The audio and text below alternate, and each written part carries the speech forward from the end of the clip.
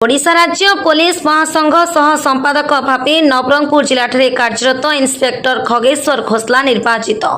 नवरंगपुर जिला आरक्षी अधीक्षक कार्यालय कार्यरत इन्स्पेक्टर श्री खगेश्वर खोसला ओडिशा राज्य पुलिस महासंघर सह संपादक निर्वाचित होइछन्ति।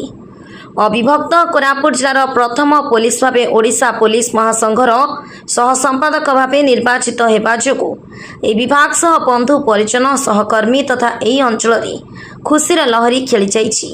विभिन्न महलडू शुभेच्छा प्रदान करा जाइछि। नवरंगपुर जिला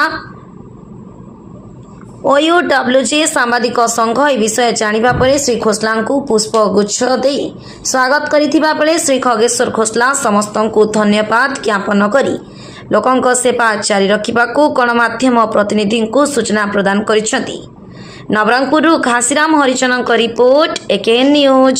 मो ना खगेश्वर खोसला मु नवरंगपुर जिले में सब इन्स्पेक्टर भाव काम करुछि। सर आम शुणा पाइलु जे आप पुलिस महासंघ राज्य जॉइंट सेक्रेटरी भाव में आप इलेक्टेड होती सर से विषय में आपको किसी तथ्य प्रदान करूँ सर। हाँ बहुत बहुत धन्यवाद देवी मु ऑल ओडिशा जो आसते एएसआई सब इन्स्पेक्टर और इन्स्पेक्टर सार मैंने आमको भोट देकी जितेले आउ जॉइंट सेक्रेटरी भाव निर्वाचन कले जेहेतु यहाँ गोटे अविभक्त कोरापुट जिलूर मुझे प्रतिनिधित्व करी से बहुत बहुत धन्यवाद देवी।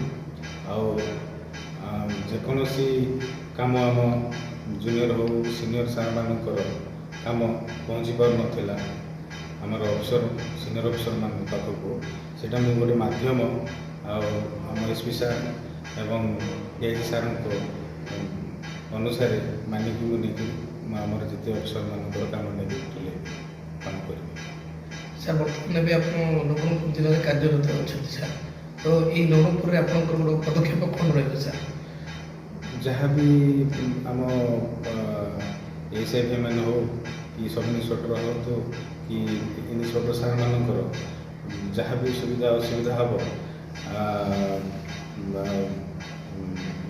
गोटे बंडिंग होकर आम रही आमर जी आमर साउथ वेस्टर्न जोन कोरापुट जोनटा आमर अच्छी गोटे यूनिट होगी आम कम करूँ समस्त को लेकिन कम करूँ जहाँ भी सुविधा कि जहाँ भी हेले मिलमिशी कम करूँ असुविधा हेले मिलमिशी कार्य तुलेबू।